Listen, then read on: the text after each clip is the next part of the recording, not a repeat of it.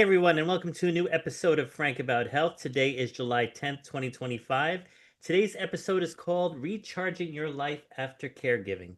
Today's guest is Annie Guest, and she is definitely going to be providing a multifaceted discussion right here on Frank About Health. If you remember, I said this is the season where when you're faced with disruption, what are you going to do about it? And so she is going to talk about her story where she was an actual caregiver for her parents. And when they passed on, it provided all of the nuances of grief and disjointed feelings of what was going to happen next. And she did something about it. She wrote a book about it, which we're going to discuss the book in detail during the show. And she's also going to use her expertise in the mental health field to help discuss some of the creative outlets that can help all of us who are caregivers, myself included, deal with whatever challenges, resiliency factors, try to tap into your creativity. Also, try to understand if you are approaching burnout, what could be some of the subtle signs so you could do something about it before it gets to a point of no return. And I'd hate to say no return, but an extreme point. All right, that being said, let me give you first a brief bio on Annie Guest because she is multifaceted, just like the work that she has had to do with writing the book and also doing caregiving with her parents. She is the author of Design for Your Mind: How a Family Caregiver and Mental Health Therapist Renovated Her Home to Recharge Her Life and Didn't Break the Bank. A mental health therapist and attorney, she inherited her house after her parents had passed away, and this is her story of how she brought new life to the house for a new resident, herself, and how she reclaimed her identity while doing it. Now, let me issue my formal disclaimer. This is an experience coming from someone who wrote about it. This is not the thoughts and views of talkradio.nyc or of Frank About Health, but you know the way I always provide my viewing audience and listening audience with top level individuals who are also in the mindset of advocating and creating change and providing additional information that you may or may not have at your own will. So we're giving information that if you choose to not accept, that's your choice. But we're not trying to force feed you anything other than providing food for thought and for hopefully assistance in whatever challenges you. That's kind of a long-winded disclaimer, but I think I needed to do that in this case. So, Annie, welcome to Frank About Health. When you unmute yourself, I'd like you to tell the audience exactly about your story and how things evolved. Thank you, Frank, for having me. Could I join in with my own disclaimer? Absolutely. Anything that I say during this segment is not intended as an offering of mental health therapy. It is not a session, I'm offering it only to describe my own personal experience as a family caregiver who was experiencing some burnout and was able to construct a way out of it using my own professional experience.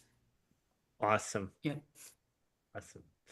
So that all being said, how do you want to approach your story from the point when your parents were still here or after they had transitioned?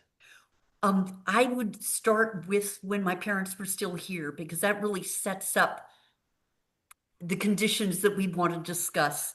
Sure. I'm the oldest child of four and obviously a daughter, and I lived in the house next door to my parents. My dad had Parkinson's Mm. in his later years. My mom had difficulty with walking. For a long time, she was walking with a walker, and then eventually she was using a wheelchair. But towards the end, over the last 5 years of her life, she developed dementia. Mm. Um, for a long time, I was the only caregiver for my parents because they were resistant to bringing anyone else into the house. And some of your listeners may be familiar with this pattern. Yes. My parents didn't want to spend the money. They thought they were more comfortable with me in the house. They didn't want to disclose their conditions.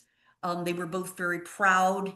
And as long as I was there to provide these services, they were perfectly happy to have me provide them. Right. Um, and that was challenging because I was holding down a full-time job.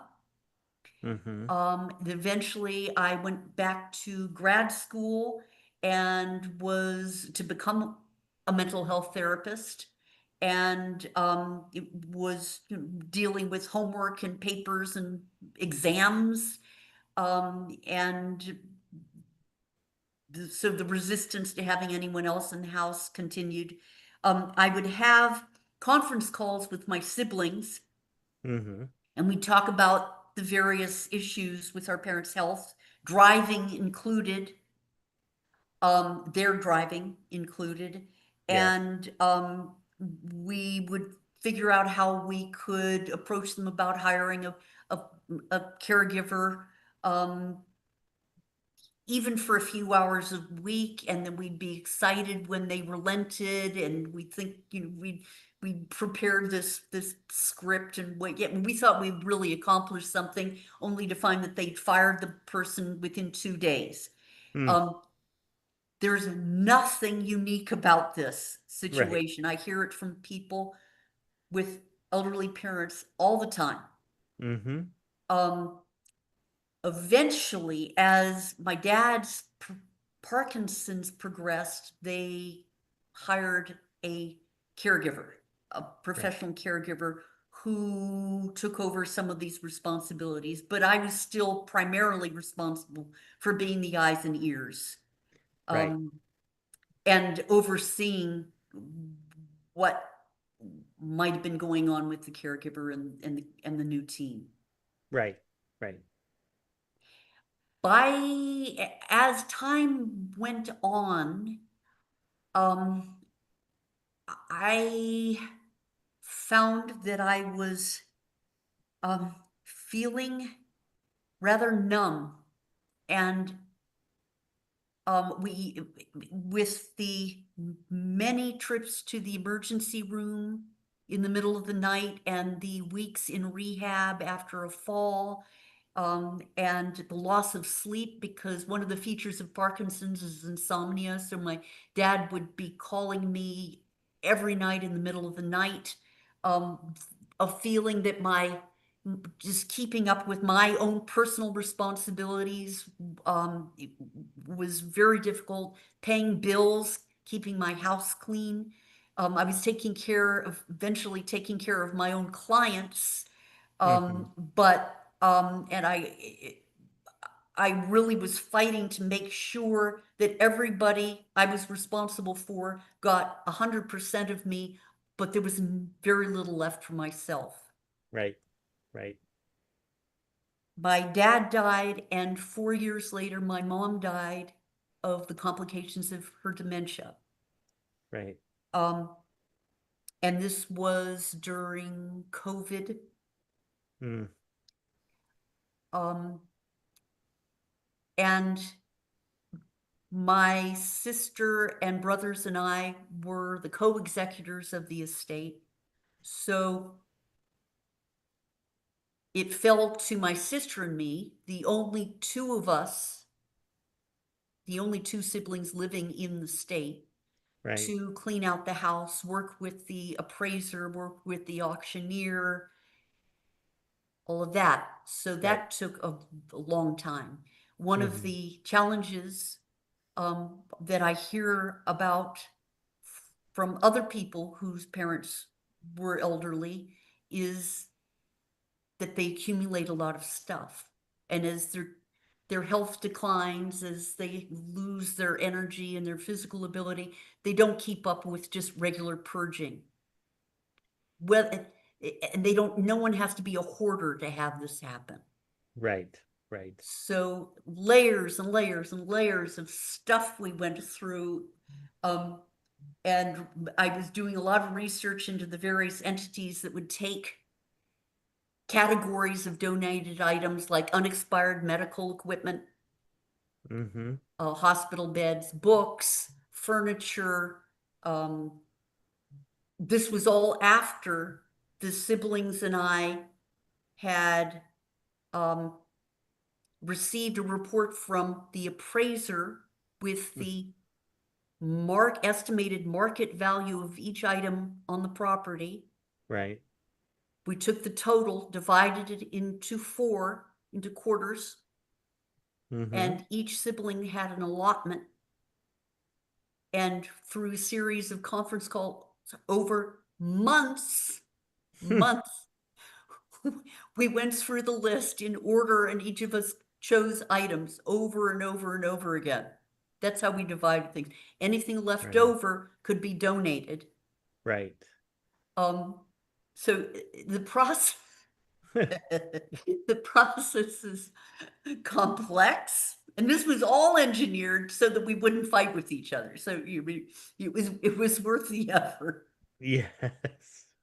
I never wanted us to be these cliched siblings, fighting over the estate. I mean, I never wanted that to happen to us. Because I would say this to my siblings, long after mom and dad are gone, we're Right. going to be a family unit, and it's really important that we're loving and our bonds stay strong. So let's make sure we set this up so we don't fight. Um, Correct. okay. So finally, after the house is cleared out, which is well over a year, um, uh, I have a chance to redesign the room. I inherited the house from my parents. Yes. And the process helped me because during all these years of the caregiving and the co-executor functions, I had really lost contact with myself. Mm-hmm. Um, and I wanted to find myself again. I wanted to find my creativity. I wanted to remember the things that I used to be interested in, the things I used to do. I'd been isolated socially Yeah. by necessity. I mean, it's just what happens. Yes. And I wanted to make the most of the years that I have left. Yes. Yes. I Absolutely. had a lifelong passion for interior design since I Mm-hmm. was a little kid. And I was a mental health therapist. So I Yes. could look at what I had to do somewhat objectively. But I do want to mention, Frank, that when I was experiencing the burnout, Mm-hmm. even with my training, I didn't recognize it. I Right. just felt guilty. I felt numb, Mm-hmm. flat, emotionally flat. I Yes. was going through the motions. Everybody was being taken care of, But you. but me. And Mm-hmm. I felt guilty because I didn't feel anything. And I thought, what kind of monster are you? Don't you love your mom and dad? Well, it just brings up how powerful the brain really is when you're constantly living in survival mode. But by the way, I see we are about to take our first break, but you did set up what our next section is about, which is the Well, book that you wrote about explaining how you were able to find yourself again yeah, through your passion for yeah, interior design. yeah. So I'm going to show in our commercial break what the book looks like and Hmm. how people can either get it digitally or through paperback or hard copy. And then we're going to devote all of segment two to this episode to discussing the book, showing pictures of what you've done, and of course, using your mental therapy, your therapeutic experience, your mental health and therapeutic experience to describe how you were going through the recovery, which in itself, I'm going to probably be a student during the next section of the show. So, ladies and gentlemen, Please stay tuned right here with myself and Annie Guest on Frank About Health, both on talkradio.nyc and on our social media channels available on YouTube, Facebook, LinkedIn, and Twitch. We will be back in a few. Are you a conscious co-creator? Are you on a quest to raise your vibration and your consciousness? I'm Sam Leibowitz, your conscious consultant, and on my show, The Conscious Consultant Hour Awakening Humanity, we will touch upon all these topics and more. Listen live at our new time on Thursdays at 12 noon Eastern Time. That's The Conscious Consultant Hour Awakening Humanity, Thursdays 12 noon on talkradio.nyc. Are you a high-achieving, growth-oriented leader? Are you interested in developing your authentic leadership while creating a healthy, inclusive workplace?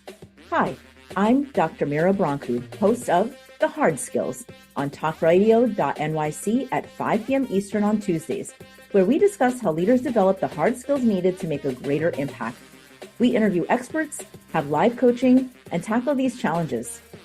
Listen to The Hard Skills on Tuesday at 5 p.m. Eastern on talkradio.nyc. You're listening to Talk Radio NYC. Uplift, educate, empower.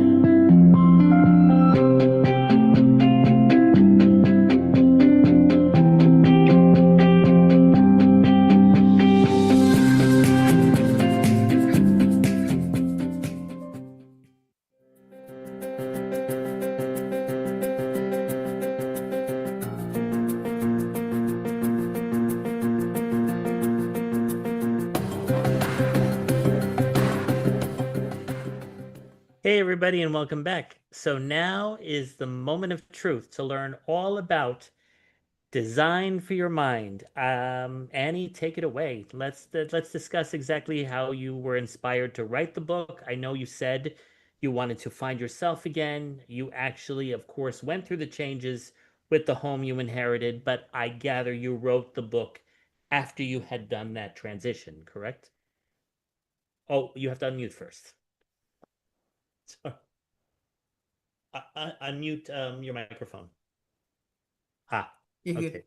I didn't wait till after I had made all the changes. I didn't even have the idea to write the book until I was partly through this process. Right. And was doing so much research to find how to donate items. Right. That's, right. I mean, that's not easy to hear you. figure out who's going to take the hospital beds and the wheelchairs. I mean, it's a project. Yeah. And so I was doing so much work to accomplish all of this that at some point I thought, why should people who've spent years taking care of their parents and then more years as executors of the estate and cleaning out the house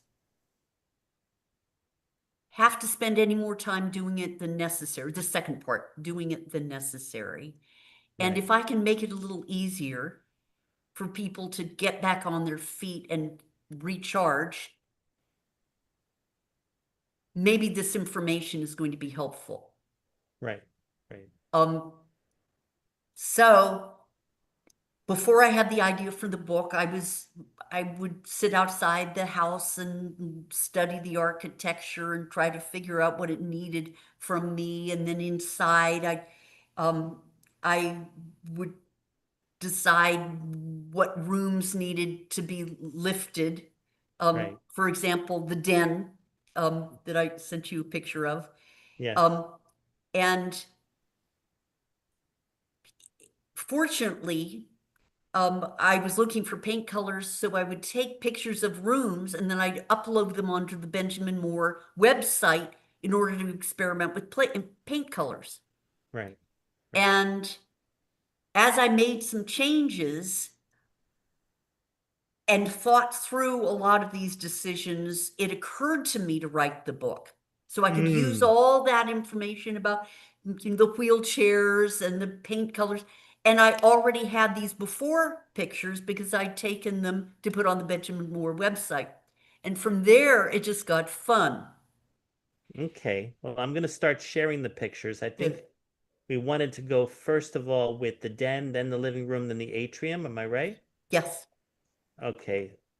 So here we have,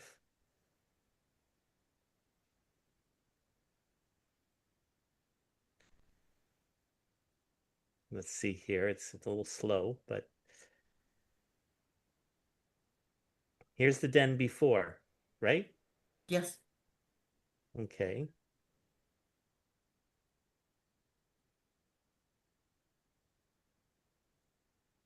Now, Okay. Frank, I don't see the photo on my screen. Oh, okay. Well, I know what it looks like. Is it up? Okay, yes, it is. Okay, okay.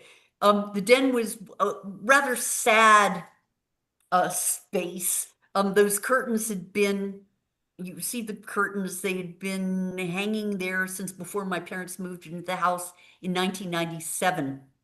Yes. They had holes in them. Mm. Yeah. Um, I wanted to reduce the clutter Mm-hmm. and wanted to um, bring the eye, draw the eye to the diagonal corner that you see. If you can put up the after photo, so that Okay. I could stand in the door and be drawn to the book shelves on the opposite wall. You see the pictures now, correct? No, I don't. Hmm. But Okay. I know what the pictures look like. Okay. Okay. So I'm just describing them by heart. Um, the in order to do that, I painted the backs of the bookshelves with a pale aqua to make the contents of the bookshelves, the objects on the shelves, pop. The whole idea is to draw the eye from the entrance to the room to those bookshelves, to make those an object of focus, to put the ficus plant is against the south facing wall in order to filter natural light softly. The Mm-hmm. sectional sofa is against the west facing window in order to let me sit there and write the book in natural light. Hmm. That Rothko reproduction you see in the corner, Yeah. that those vibrant colors are Mm-hmm. to draw the eye to the diagonal line. Just to back up for a second, one of the aspects of caregiving and cleaning out a house for years and years is a feeling of being trapped. It's a very natural feeling. That's part of that feeling of being burnt out, isn't it? Yes. Isn't it? Yes, I can relate. Okay. So anything that makes me walk into a room and feel like I can breathe, that I'm connected to nature, Yes. that I'm seeing natural light, that makes me feel not trapped. Mm-hmm. If we go to the living room, This is the before photo of the the living room. before photo, you see very high ceilings with Yes. columns, but rather sad looking furnishings. Yes. I wanted to take advantage of the expanse of that room. It's a big room.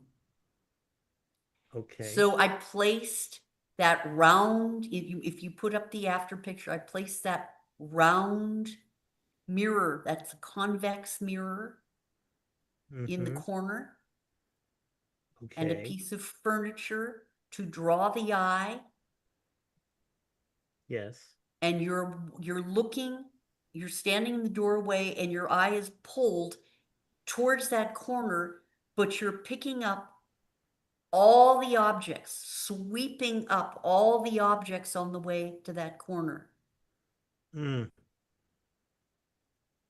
You'll see a round raspberry colored velvet picture on one of the sofas. Yes. That's the only round shape until you get to that round mirror. So it's a little bit of a pop. It's a pop of color and it's a pop of shape. Yes. There's another aspect to these decisions. In the process of dividing up things among my siblings and me, we were choosing items we'd inherited from our parents, some of which had been in the family for a very long time. Some had come down through our grandparents. Right. Some were pieces that we've known since we were children. Hmm. But having those items in rooms made me feel that I was with these people I love, Yes. some of whom I never met. They were just, they might have died before I was born, but I felt connected to them. Right. But it wasn't necessary to create a room that made me feel like I was living in a museum or an antique store, because I can always pop things with modern art Mm-hmm. or a contemporary rug or contemporary furniture. But you see that in the den. Well, I have to tell you, I have just gotten word from our engineer that not one single photo was shown Oh because of the no. way, well, this is the first time I've actually tried that. I wish that we had time to test it out with Jesse beforehand. Oh, But you know what? There is sometimes editing that can be done, but at the same time, these are pictures that I could probably show during the commercial break. I just have to download them to my drive and show the befores and afters that way. okay. Whatever you decide to do. Right, But right. I'm describing them in detail. So if you edit them so that they can come in Yes. as if this didn't happen, I think you'll be glad. But it is, a lot of people struggle, they say, with the challenge of incorporating old furniture or antiques or vintage Right. in a modern setting and wonder if it's even possible to do it. So because they don't think they can do it, when their parents offer them these old pieces, they say, no, I want to get everything new. It is such a shame because excuse me, because you can make anything pop Right. with Right. placement, with Mm. not overdoing it, with a kind of, I mean, one of the easiest ways to do it is with artwork, Yes. with Yes. contemporary art over some, federal sideboard. Yeah, I mean, you could do it easily. That doesn't take expertise. But the idea is neither to feel like you're stuck in a time warp in Right. an antique store, nor in an IKEA showroom. Right. Right.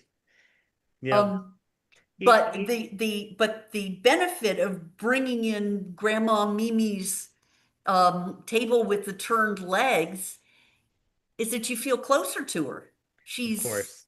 I mean, you brought her into a new century. Exactly.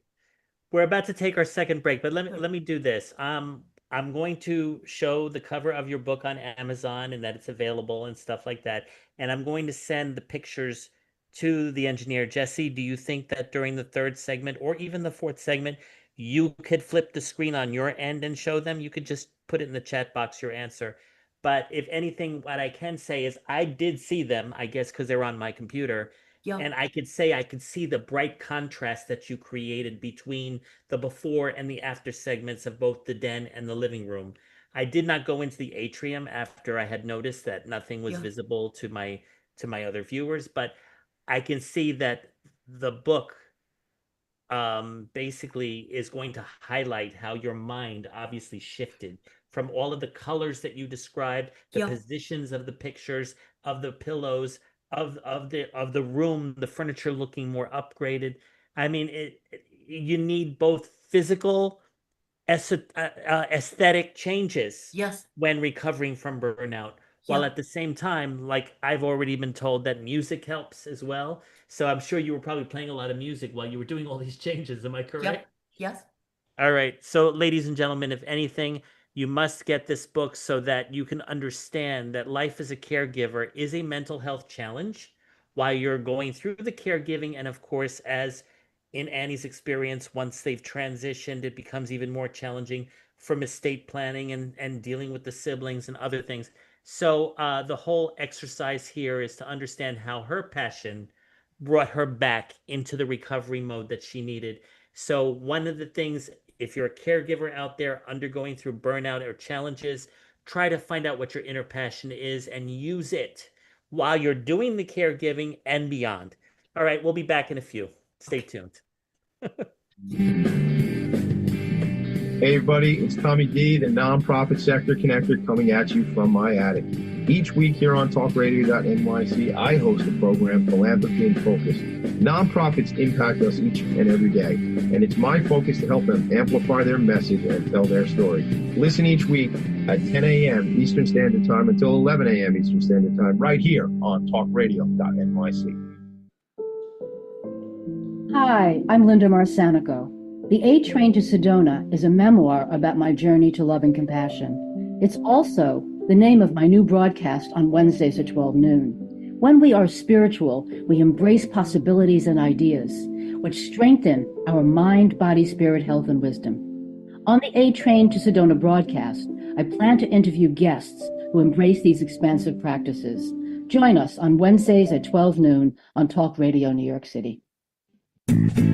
You're listening to Talk Radio NYC at www.talkradio.nyc, now broadcasting 24 hours a day.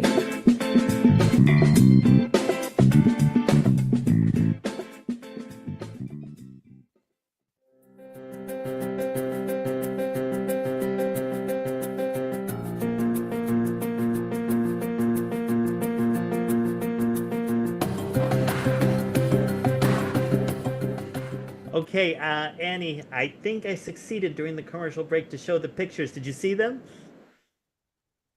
Oh, you have to unmute yourself again. I'm sorry. Meanwhile, Jesse, can you tell me if everything worked out based on your suggestions? I was so proud of you, Frank. Thank you. Okay. Talk about challenges while live, you know, we're all going through the momentum of you illustrating your story in pictures. And while I was seeing it and the rest weren't, I figured, okay, well, let's try to use the commercial break to really get a reflection on what's going on here. And from the look on your face, I gather I did that.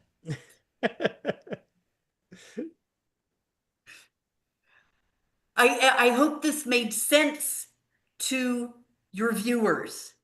Even though they're seeing the pictures belatedly, I hope that the process makes sense. The way that I took it, and I hope if this matches the way the Yeah. viewers took it, is that the before was as it was lived in by your parents. Yes. The after is you reclaiming Yeah. your agency, Yeah. your resiliency Yeah. by having it the way you want to see it going forward, being that you also inherited the house. Yes. So you want also to show that as people transition, there is still vitality. That's the way Yes, I but took it. I just but a couple of things. Sure. One of the reasons I didn't break the bank as I was making these changes is that I had no ambition to tear down walls. Yes. That saves a lot of money. Yes. I had no ambition to erase traces of my parents. Mm. No, I hear So, you. I just wanted to refresh the house. Right.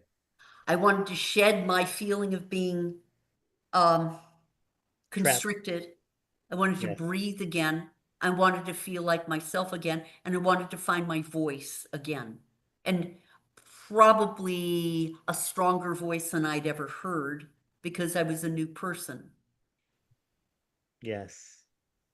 Exactly. Because I think you even told me when we first started talking about this episode that there's a history of caregivers that actually sometimes even outlive their parents or their patients they're taking care of. Or rather, They, not outlive, they move earlier, yep, they predecease their predeceased. cared for ones, um, because they're not taking care of themselves. The stress is ongoing. Yes. Um, And we will be talking about how to address these issues with siblings Mm-hmm. because siblings can be resistant to hearing that um, that the caregiver needs some relief. Right. Right. And from my own experience, as my audience knows, I did caregiving for two patients. My father, recovering from cancer. He has some challenges recently, which is adding to my stress. But simultaneously, it's nothing compared to what it was like to actually place my cousin in a nursing facility this past February. I literally was on a 4 month hiatus because I couldn't process anything other than the whole circumstances that were happening. But I can say that I did become resilient again. It was the support of the people of talkradio.nyc, as well as those friends of mine that have been loyal to me throughout all of my challenges, including one particular guy who, Jose Dennis, who's now doing nutrition caregiving for my father. But that's it. He has his boundaries. And I could tell you that when I was dealing with some challenges this past week, he would forcibly say, Frank, we're leaving the house. We got to get outside. You got to get out of here. Yeah, I don't want you in here right now. yeah, yeah, So having that kind of support is also bringing me awareness of what I need to be preparing for, what I need to be changing, the kind of communication channels I need to activate, and those that I need to just push away. yes, And so that's the kind of 6 month timeline I'm giving myself for my own transition. Now, my passion is my business, this podcast, and a documentary that I'm waiting to release. And I'm going to push for that documentary to come out by next month because that is going to be my pivot point yes. while still dealing with what's happening to my father. But I'm moving forward right now. I've already taken those steps to start Good moving. for you. Good for Mhm. you. Thank you. I'm I found that one of the reasons that I was transformed in this process of caregiving and then co-executoring, um, was that I had to face reality. Mm-hmm. And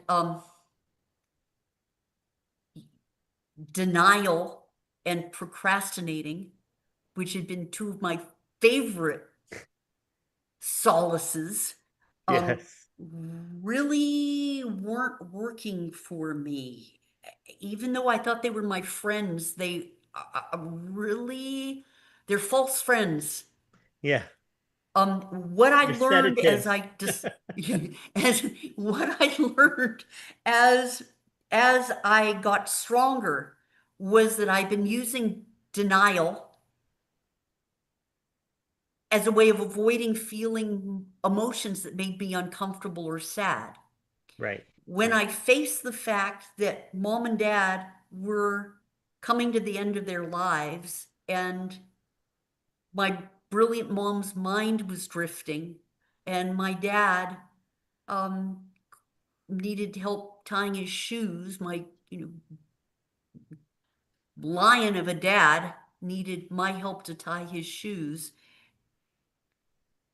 I found that if I faced that and accepted that loss, Right. I could then find joy in the moment, that there was still joy in the moment. I didn't have to be afraid to face the loss, because there was still the opportunity for us to find new rituals, new ways of having fun together. In our case, it was piling into the car. We carefully, they were long past piling into the car, but carefully maneuvering into the car, going down to our favorite, sandwich place, me going in and getting the order, and our sitting in the car and listening to and watching the trains go by. And that was our new ritual. Then eventually Dad had to use a feeding tube because Parkinson's always comes back for more. Mm-hmm. And Mom and I and Dad would lie in their huge bed, and Mom and I would eat pizza, and Dad would have this feeding tube. I mean, you can always find a way to live no matter what the reality is. What doesn't work is saying, oh, he's fine, or this isn't happening, or I don't want to look at it, or it's too sad. You find that you're strong enough to handle it. Right. Okay, now, how does this relate to creativity and resilience? Yeah. How? Once you face the reality, once you accept that you're strong enough to handle it, then you can start using your good mind to figure out what you want to do about it. Right. How to get creative. Accept what you can't change and figure out how to make something good come out of it. You can do that. Right. Exactly. It's kind of interesting. That's the kind of mindset I put into place when I was simply dealing with my father's health insurance or pooled trust that the Medicaid system provides him. And I realized I have a company that I've created to house my catalog of shows that I've produced over the last 4 years, and to house the documentary that will be released at some point soon. So I thought, why don't I house the actual caregiving work that I'm doing as part of it? It becomes an entrepreneurial venture as well as a caregiving venture. And I can see the return on my investment over time, even if it's not monetary. That's kind of the bandwidth I've had to put in this brain here in order to process this as due diligence, or at the same time as the necessary work that has to be done for the future. Well, you're making your effort serve multiple purposes, bring multiple returns to you. Correct. On that note, we've got 4 non-negotiable needs. We have others.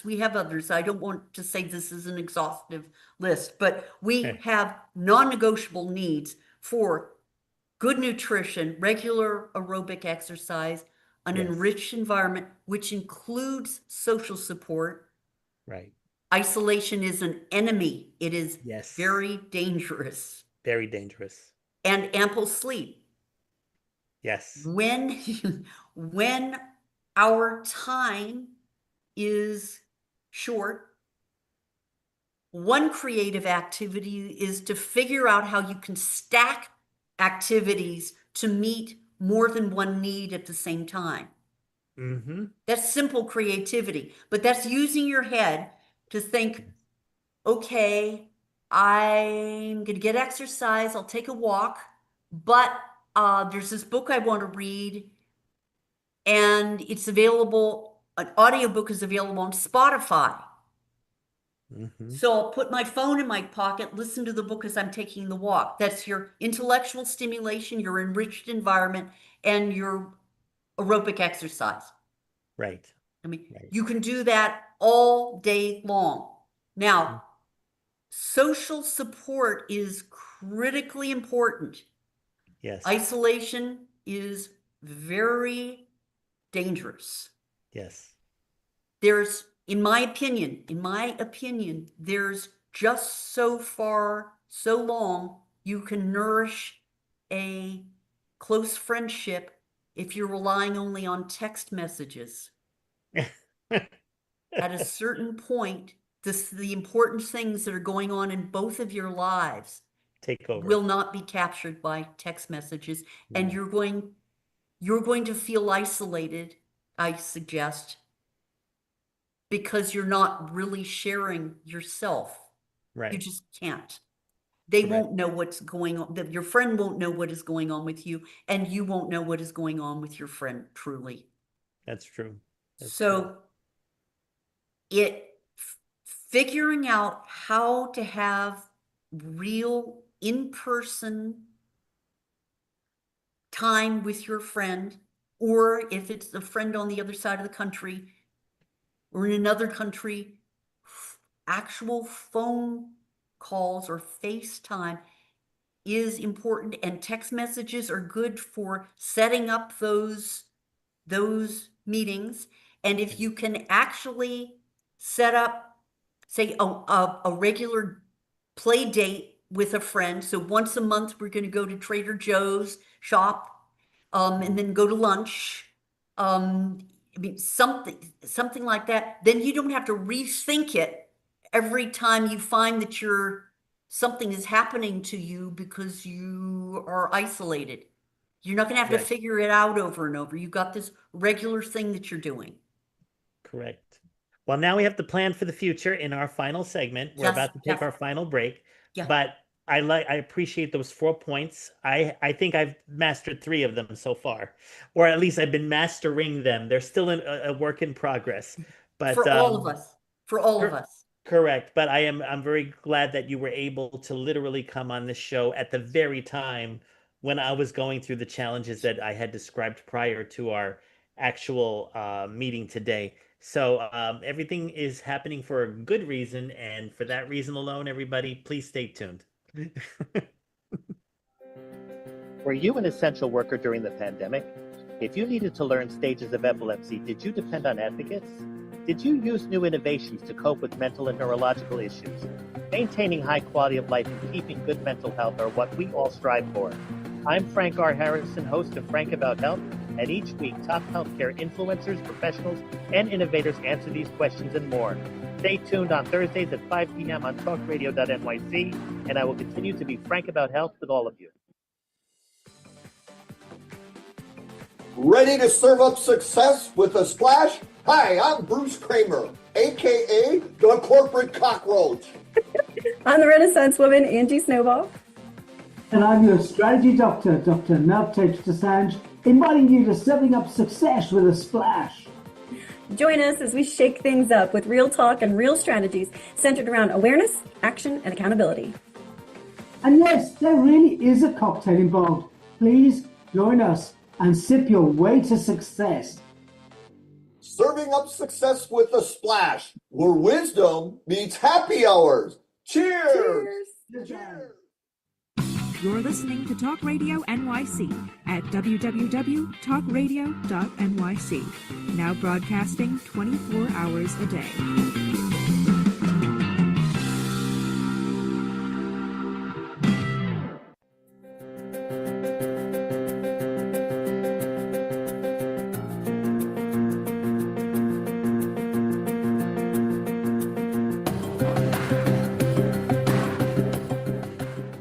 Hey, everybody, and welcome back to our final segment.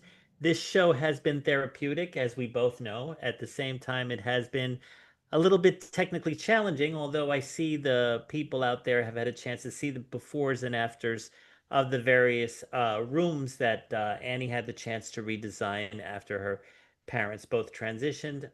You did see also the website. I just shown how you can get the book at a discount. Remember, why don't you, Annie, promote your website? Because I did show the Amazon page, but it probably doesn't offer that special discount as they go. First unmute and tell not only about your website, but how else they can hear about you, read about the book, probably even other podcasts you've been on. So feel free to just shout out your recent credentials after you unmute. It's okay.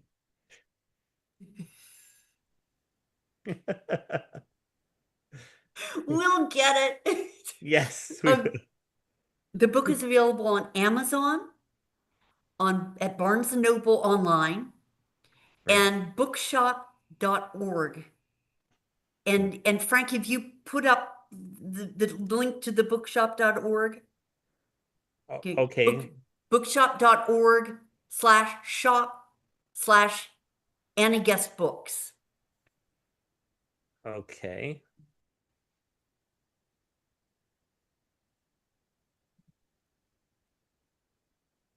Then I have a website where the limited edition printed on sumptuous 80-pound coated stock is available exclusively. And that's the website that Frank is showing now. And that is www.annieguestdesignforyourmind.com. On the media page is a list of several of the interviews I've given on other outlets. And that's at the bottom of that page, you'll see that. I see. Yeah, Several, various interviews. just several, but not an exhaustive list.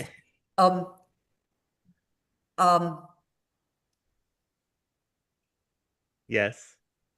I'm continuing with other work in the house. And so on the blog that you'll see that you can click on the blog. You'll see other rooms that I didn't even touch when I wrote the book. In fact, that room that you see right there is one where I was storing boxes and only tackled just a few months ago. So you see the before and after pictures for those. Interesting. Basically, you're still in the middle of reclaiming your Yes. I don't want to say middle, but or you're towards the completion. Towards the completion. It never does end. That's true. It never does end. That's true. But you're doing all the caregiving for yourself now. That's what's happening. Exactly. Okay. Anything else you want to show from the site that people can turn to? Well, one thing that I am going to tackle is apropos of what you and I have been talking about today, Frank, how to talk to your siblings and tell them what you need, because the focus tends to be on the acute emergencies affecting your parents. And your siblings may not even see you. That's correct. How do you address that? So I'd like to discuss that on the website. Oh, okay. But actually, is that what you wanted to talk before we close out in the next couple of minutes? If we have a couple of minutes, I mean, in a nutshell, tell your siblings what you need. Tell them what you need. Don't rely on them to read your mind, particularly if you've been telling them that everything is fine. Or there's been no interest to find out what's going on. Exactly. And I mean, that's the other interpretation. Correct. And if your siblings don't think that it's necessary to bring in an outside professional caregiver because you're doing such a fine job, sit them down in a conference call or in person and explain the impact this is having on you and your life. Right. Don't let them avoid it. Don't let them be in denial about that. Correct. If necessary, I think this is an emergency. This is like pulling the fire alarm. Plan a vacation. And force the issue. Yes. And say, I'm going away in a month, so let's sit down and figure out how we're going to address the caregiving. I got some good recommendations from some of our friends in the neighborhood of caregivers who we might want to talk to, but I'm going to be gone from X date to X date. But you need, if necessary, you need to take the issue of the caregiving out of the chronic category and make it acute, because that's the only thing that'll grab their attention. Correct. Okay. Correct. And that's just pulling the fire alarm. You don't have to open with that. Correct. Correct. So there's definitely all that in the planning stages right now. Yes. And I figure August is going to be the month of execution for all of that. Good for you. That's the way I'm planning it. Of course, Yeah. life goes on while you're making other plans. A quote from John Lennon, but Good for you. Good. exactly. And doing this show also keeps me focused. I have been tailoring the guests to what's actually going on in my life at the moment. That's why I know you're familiar with Marshall Runge because Yes. you both have mutual friends, which has Yeah. brought you to Frank About Yeah. Health. But the thing is that when I devoted an entire 4 episode series to his book, The Great Healthcare Disruption, little did I realize that I was about to face my own personal disruption, and I needed to use kind of the skill sets that he talks about in the book to keep myself focused. And then I had my break between seasons, and then lo and behold, I had one person last week who talked about bee venom therapy, which is good for the immune system. Yep. And here you are talking about ways to prepare for the inevitable through caregiving. Next week, I have an individual who's showing what it's like to take the bull by the horns after dealing with alcoholism. So, Really? you know what? Again, these are people who have had hard knocks per se, but owned it. And that's why I started the episode by saying, when you're given disruption, what are you going to do about it? Yes. That's my whole schedule for the next, well, you were my second of 12 guests for this season. So the next 10 shows are all going to be commemorating people who took action. And it begins with acceptance. Taking a measure of reality, accepting it, and then what are you going to do about it? Exactly. Yeah. Exactly. Yeah. Well, it was a pleasure having you on Frank About Health today. We're 2 minutes to ending. I just want to say to everyone out there, including Jesse, thanks for helping me out with the technical difficulties and for engineering the show, of course. Annie, thanks again for the talks we've had before and, of course, now. You will see that we have another show coming on in about 3 minutes called Success with a Splash. So we're going to immediately log out, but I will call you back. And thank you for being here today. I told last week's guest that they will be back as well for a follow-up, and I think you will as well. That's my hunch. Thank you so much, right Frank. now. It was a pleasure. Thank you. Yes, same here. And I want everyone to remember the book is available on Amazon.com, but if you go into her website, say it again. The name of the www.annieguestdesignforyourmind.com. There is a 20% discount on there using the code friendship20. No, free shipping within the US. Woo, I'm sorry. Well, if you look at the bill, when you take away the shipping, it might as well be a 20% discount. Oh, God. Free shipping within the Free US. shipping, free shipping. Okay. Thank you. You're so welcome. And yes, I can tell you that Annie is also available on YouTube. She has been on local television networks in her area promoting her book. The book is a hot seller right now, according to Amazon, and I highly recommend it, especially if you're a caregiver yourself that's dealing with transition issues or burnout. It might be some guide that you can work from when you have to really hone in on your passion and figure out how you're going to get your agency back. All right, ladies and gentlemen, I will be back next week with a new episode of Frank About Health. But in the meantime, remember to share this with everyone on YouTube, Facebook, LinkedIn, or Twitch. And I will see you next week. Thank you again, Annie, and I'll speak to you shortly. Thank you, Frank. All right, bye-bye.